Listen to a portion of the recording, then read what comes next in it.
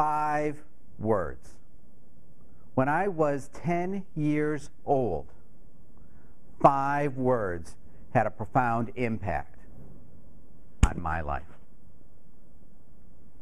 Have you ever said something or had something said to you that had an impact on your life? Have you ever said something that you wish you could have taken back but didn't or couldn't? Toastmaster, fellow Toastmasters. When I was in elementary school, I was out on the playground playing, tossing a frisbee back and forth, and another classmate, Frognose, picked up the frisbee, stood about 5 feet away from me, took that frisbee and threw it, bounced it off of my temple. I was extremely upset.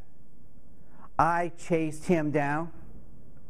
He ran behind some of his friends, and I looked him dead in the eye and I said, "I wish you were dead." Well, recess was over. We went in. That was Friday. The weekend came and went. Monday, I wasn't in school. I returned to school on Tuesday, went out for recess, and asked one of my friends, where was Frognose? He just stared at me. He didn't have any words to say back to me. With a little prodding, I found out that on Monday morning, he had been dropped off at school, had walked across the road, and realized he had dropped something. He walked back over to pick it up, and the car never saw him. Took his life right there in front of everyone at the school. At that point, when I found this out, I felt I was responsible for his death. My words had cost him his life. That was not the true cost of my words, however. The cost of my words was my voice. That weighed so heavy on my shoulders, that impact on me made me afraid to lose my voice. I drew within myself and just continued through school, just going with the flow. When I was 15 years old, I ran a road race, 5-mile race. It was up in the resort area where we had a cottage, and I knew of this race, and I felt this was something that I could do. In fact, I practiced for it. I went around that lake that was 5 miles once. That was enough practice for a 5-mile race, I thought. I'd done it once, I could do it in a race. So race day came, and I headed out with all the racers. And I did that first mile, and I was going great. But there were 4 more miles to go. It went downhill from there. At mile 4, it was so pitiful. It looked like I was out for a leisurely Sunday stroll, except I was in so much pain. I got through it, and I was just glad it was over.